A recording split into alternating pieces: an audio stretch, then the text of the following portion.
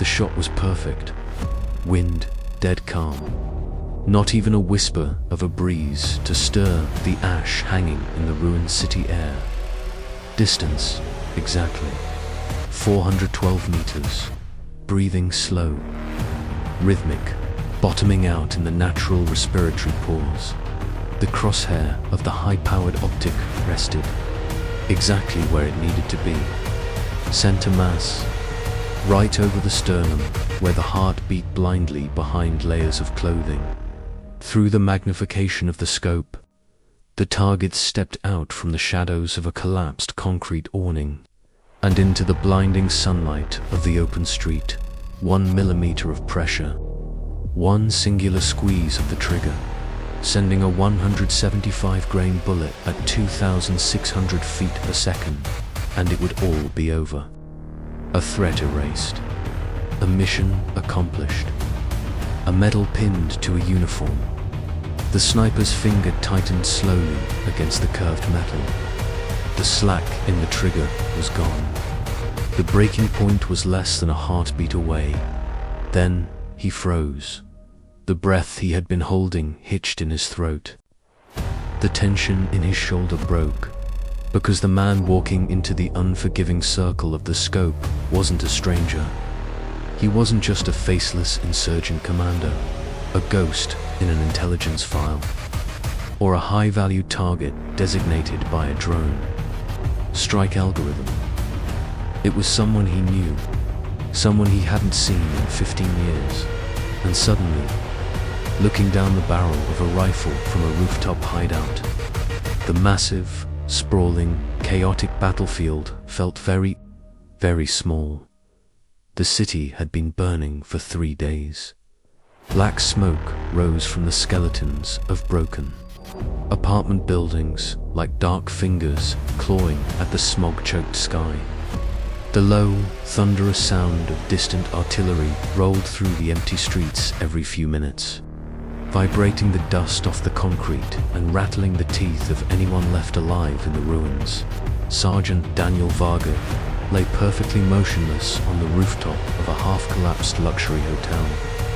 His body was pressed flat against the sun-baked tar, his sniper rifle resting heavy and secure against a sandbag that smelled of ozone and dried rain. He was covered in a ghillie, suit dusted with the pulverized grey concrete of the city. If you looked at him from 10 feet away, he was just another pile of rubble. Beside him, tucked into the shadow of a shattered air conditioning unit, his spotter, Corporal Jensen, scanned the street below through high-powered spotting binoculars. They had been lying on this roof for 6 hours. No moving, no talking, barely drinking, just waiting, watching the corpse of a city rot in the sun. The mission command had handed them was brutally simple. Intelligence intercepts indicated that a high-value insurgent commander, a man known only by a shifting series of aliases, was expected to move through this specific district before sunset. This commander wasn't a foot soldier. He was an architect. He was responsible for the coordinated IED attacks that had decimated 3 military convoys in the past month. He was the strategist behind the ambush that had trapped an entire platoon in the southern sector just a week prior. He was smart. He was ruthless. And he was finally making a mistake by stepping out in daylight. If he appeared, Varga had one job ended: decapitate the local insurgency with a single piece of lead. Jensen adjusted the microfocus on his binoculars, his eye pressed hard against the rubber cup. Streets still clear, Jensen whispered. His voice was barely a vibration in the heavy air. Varga didn't answer. He didn't twitch. He didn't shift his weight. Years of grueling, specialized training had systematically burned the impatience out of his nervous system. Training had turned waiting into an art form, and patience into a weapon. His breathing slowed down to 6 breaths a minute. His heartbeat settled into a slow, Steady rhythm. The world around him, the burning buildings, the heat radiating off the tar. The smell of cordite in the wind shrank until nothing else existed. A sniper's world is inherently microscopic. It consists of a glass lens, a reticle, a target, and the deadly math of the space between them. Everything outside the scope is irrelevant. Movement, Jensen hissed suddenly. The shift in his tone was microscopic, but to Varga, it sounded like a siren. Varga didn't jerk the weapon. He rolled his eyes slightly, bringing the street into the center of his optic.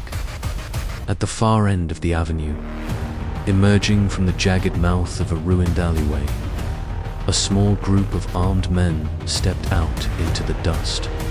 4 of them. They moved with the practiced, paranoid fluidity of combat veterans.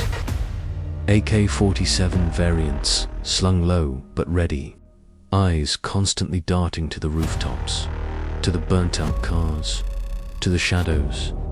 Jensen spoke quietly, his voice mechanical as he read the environment. Possible escort. Advancing north, range 40. For tangos heavily armed. Varga micro-adjusted his stock, nestling it deeper into the pocket of his shoulder. Target? Varga asked softly. Stand by. They're creating a perimeter, sweeping the sight lines. The 4 men spread out into a diamond formation, their boots crunching softly over broken glass and bullet casings. They were clearing the path, ensuring the street was safe for whoever was waiting in the shadows. Then, someone else appeared behind them. He didn't skulk. He didn't sprint cover to cover. He walked calmly.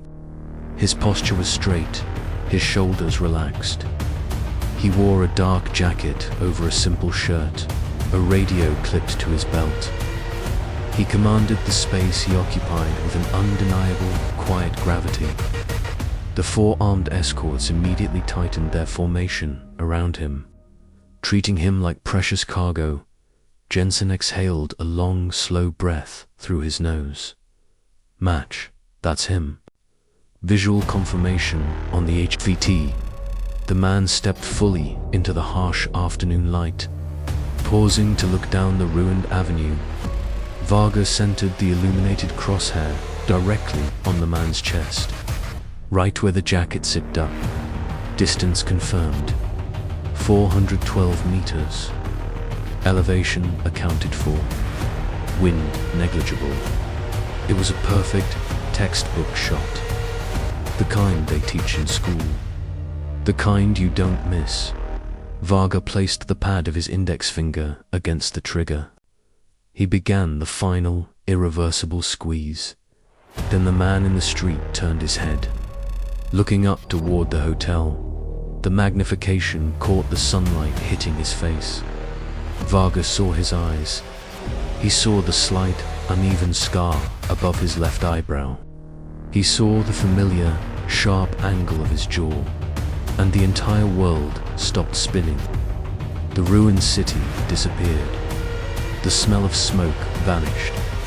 The heavy, lethal weight of the M2010 sniper rifle felt suddenly completely foreign in Varga's hands, because the face staring back at him through the crosshairs belonged to someone he had once called his best friend. Armon. The shock hit Varga like a physical blow to the chest. A sudden, violent collision of 2 entirely different lifetimes. Before the uniform, before the deployment, before the burning cities and the military convoys, they had grown up on the exact same street. 2 doors down from each other in a neighborhood where the pavement was cracked and the streetlights flickered. But the summers lasted forever. They had played soccer together in dusty, sun-baked schoolyards, using crushed soda cans when they didn't have a ball. They had skipped class to climb the rusty ladders of water towers, sitting on the edge of the metal roofs with their legs dangling over the side, watching the sun dip below the horizon of a city that was entirely at peace. Back then, there was no war. There were no factions. There were no insurgents and no occupiers. There were no high-value targets. There were just two kids who believed the world was simple and that they would conquer it together. But time is a machine that grinds everything down.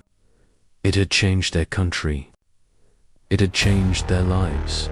And now, one of them stood in the rubble of a war, orchestrating violence, while the other lay on a rooftop, actively pulling the trigger to stop his heart. Jensen noticed the hesitation immediately. A spotter knows his sniper's breathing better than his own. He felt the tension break. He saw Varga's finger freeze. "Varga," Jensen whispered. "Take the shot." Varga didn't move. He couldn't blink. He was paralyzed, caught in a temporal loop between the boy he remembered and the man in the optic. Jensen lowered his binoculars slightly, turning his head to look at his partner. "Sergeant," still nothing.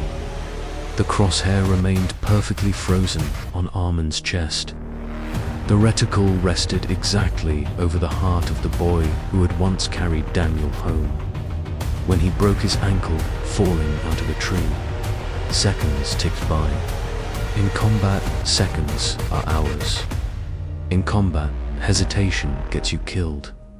Down on the street, the insurgent commander Armin Khantin, walking slowly, completely unaware of the invisible thread connecting him to the rifle on the roof. He stopped to point down a side street, giving an order to his men. "Sergeant," Jensen said, his voice dropping an octave, losing the conversational tone and shifting into pure military command. "You are clear hot. Take the damn shot." Vargas's finger rested on the cold steel of the trigger, but the muscles in his hand refused to contract. The neural pathway from his brain to his finger had been severed by a ghost, because every single time he looked through the scope, attempting to see the ruthless architect of an insurgency, the image dissolved. He didn't see an enemy commander. He saw the boy who had shared his lunch when Daniel's father lost his job. He saw the teenager who had lied to the police to keep Daniel out of trouble. Armin had always been the brave one. He was the kid who climbed the highest walls without checking to see if they were stable. He jumped the widest gaps between the roofs. He was the one who never seemed afraid of the dark, or the older kids, or the future, when they were 12 years old. During the hottest August on record, they had spent 2 weeks building a small, hidden wooden fort behind an abandoned manufacturing warehouse. It was constructed from stolen pallets, rusted nails, and stolen tar. It was a secret place, a sanctuary where they could escape from the suffocating heat of their apartments and the yelling of tired parents. On the final day of building it, Armin had found a rusty screwdriver. He had spent an hour carving their initials deep into the main wooden support beam, DVAK. Daniel Varga, Armin Khalil. They had sat in the dirt, drinking warm sodas, and made a promise. Best friends forever. No matter what happened, no matter where they went, they would always have each other's backs. But promises made by children rarely survived the collision with the real world. The war hadn't happened overnight. It had come slowly, creeping into their lives like a sickness. First, it was protests in the city square. People holding signs, shouting at buildings. Then, the protests turned into riots. Windows were smashed. Cars were burned. Then came the curfews, the checkpoints, the soldiers in the streets carrying rifles that looked terrifyingly large. The neighborhood began to fracture. Families who had lived next to each other for generations suddenly stopped speaking. Invisible lines were drawn down the center of the streets. You were either on one side of history or the other. The fighting finally started when they were 18. Families packed their lives into suitcases and moved away in the dead of night. Friends disappeared into detention centers or rebel camps. Daniel's family had pushed him into the military. It was a guaranteed paycheck. It was safety. It was structure in a world that was rapidly losing its mind. Arman had stayed behind. His neighborhood had been hit the hardest by the initial crackdowns, and one day Arman was simply gone. His apartment was empty. The door was unlocked. The furniture was still there, but the life was completely sucked out of the rooms. No goodbye letter. No phone call. No explanation. Daniel had spent years wondering if his best friend was dead. He had scoured casualty reports. He had looked at the faces of prisoners in holding camps.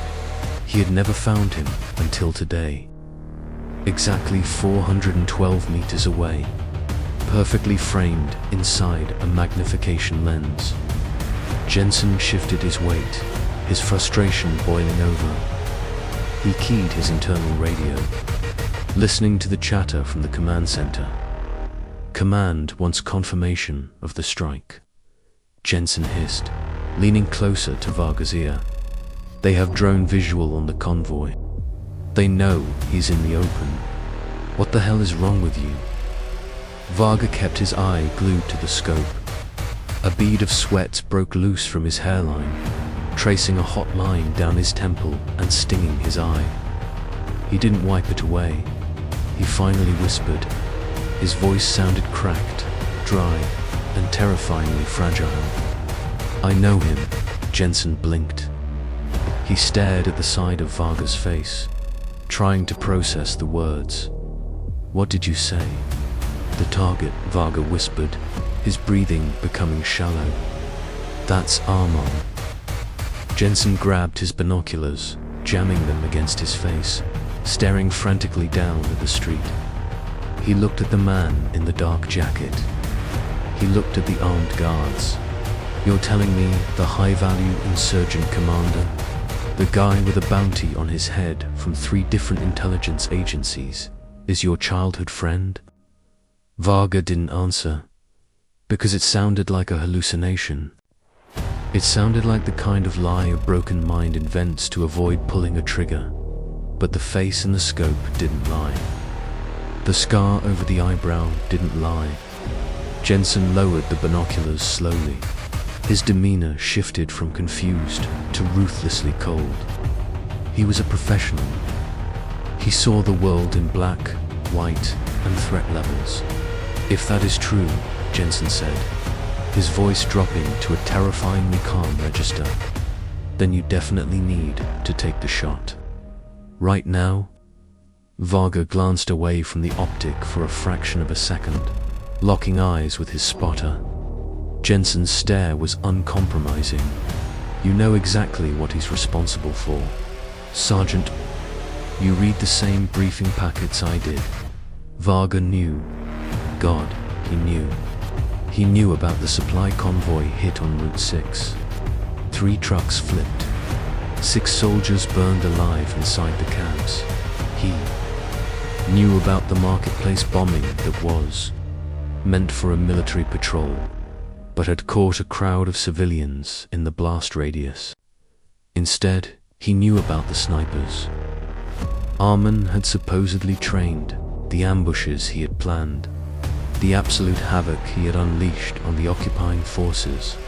This man had rivers of blood on his hands.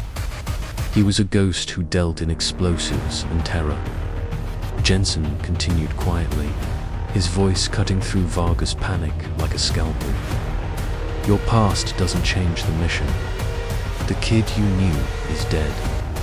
The man down there is an enemy combatant. If you let him walk out of this street, more of our guys die tomorrow.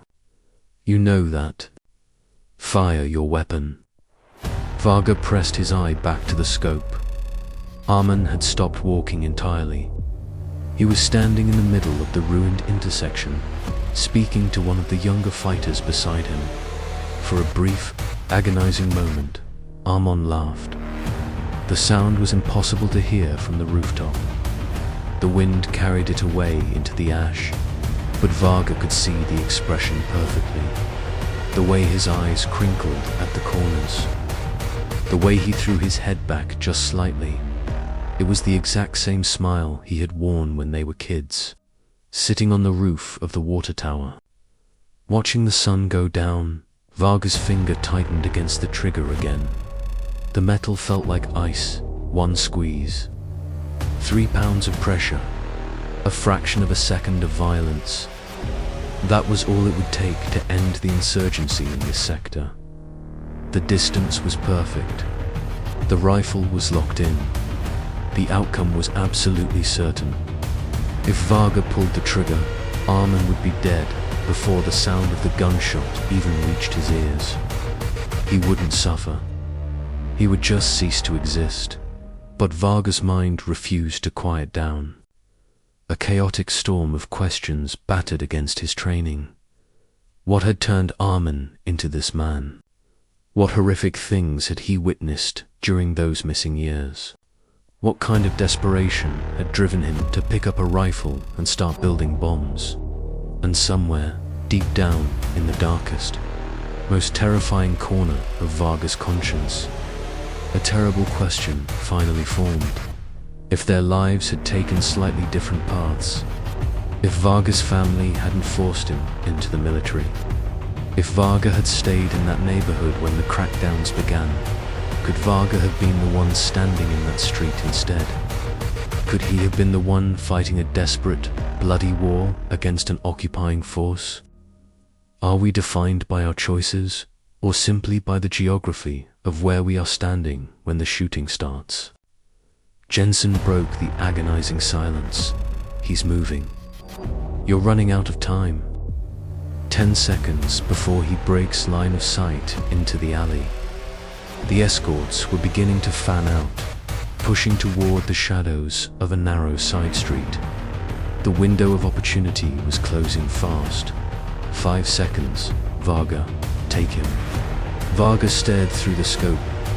He looked at the crosshair resting over his best friend's heart.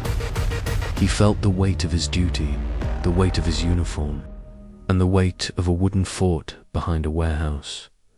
He exhaled slowly, letting the last breath of air leave his lungs, and Daniel Varga made his choice. The rifle cracked. The sound was apocalyptic, a deafening, violent explosion of suppressed gunpowder that tore through the quiet air of the rooftop and echoed across the canyons of the ruined buildings. Like a clap of thunder, the massive recoil slammed the stock of the rifle back into Varga's shoulder. The muzzle flash kicked up a cloud of pulverized concrete dust from the sandbag, momentarily blinding the optic. Jensen didn't flinch.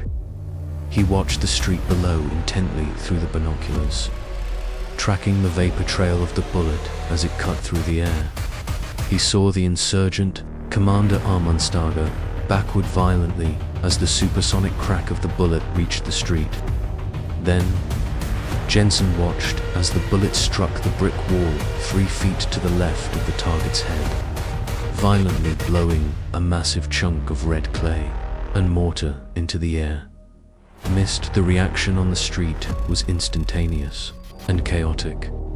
The 4 escorts immediately opened fire, spraying wild, inaccurate bursts of automatic gunfire up toward the rooftops as they grabbed Armand by his tactical vest. They dragged him backward, diving frantically into the deep shadows of the alleyway. Within 3 seconds, the street was entirely empty. Only the echo of the gunshot and the falling dust remained. Jensen lowered his binoculars slowly. His hands were perfectly steady. He turned his head and looked at Varga. Varga was still looking through the scope, staring at the shattered brick wall where the bullet had hit. His chest was heaving. The adrenaline was dumping into his bloodstream, making his hands shake uncontrollably. "You missed," Jensen said. The words were flat. EMOTIONLESS. Varga slowly pulled his head away from the rifle. He didn't look at his spotter. He said nothing, because they both knew the absolute, undeniable truth. Daniel Varga was the top marksman in his battalion. He could hit a coin at 500 meters in a crosswind. He never missed. Never, unless he wanted to. The radio clipped too. Jensen's vest crackled to life a minute later. The voice of the command officer was sharp, demanding, and laced with panic. "Viper 2, this is Overlord. We heard the shot. Drone lost visual in the alley. Confirm target status. I repeat, confirm target status." Jensen sat back from the ledge of the roof. He reached down, unclipped the radio mic, and held it to his mouth. He looked at Varga, his eyes burning right through the sniper's soul. He held the silence for 3 seconds, a judge contemplating a sentence. Then, Jensen pressed the transmit button. "Overlord, this is Viper 2. Target escaped. Shot was obstructed by sudden structural collapse. The HVT is gone. Returning to base." The radio hissed with static. "Copy that, Viper 2. Exfil approved." Varga let his forehead rest against the cold steel of the rifle barrel. The rooftop felt suddenly freezing cold, despite the baking sun. The magnitude of what he had just done, treason, dereliction of duty, saving a terrorist, was crashing over him like a tidal wave. Jensen studied him for a long, quiet moment. He reached over and began packing his binoculars into his assault pack. "You did that on purpose," Jensen said quietly, zipping the bag closed. Varga didn't deny it. There was no point in lying to the man who watched him breathe for a living. Silence hung heavy between them, thicker than the smoke from the burning city. Finally, Jensen slung his rifle over his shoulder and stood up in a crouch. "You know what happens if command ever finds out about this. You know what they do to soldiers who let HVTs walk away." Varga nodded slowly, his eyes fixed on the empty street below. "I know," Varga whispered. He knew it meant a court-martial, a military prison, disgrace. But as he packed his rifle away, securing the bolt and clearing the chamber, for the first time since this brutal, endless deployment began, his breathing actually felt normal again. The crushing weight that had been sitting on his chest for months was gone. 2 nights later, the intelligence officers intercepted a massive surge of new communications across the enemy network. The chatter was chaotic, confused, and panicked. The high-value insurgent commander had completely abandoned the district. He hadn't just moved to a new safe house. He had vanished from the city entirely. He had left his men, cut his radios, and disappeared into the mountains.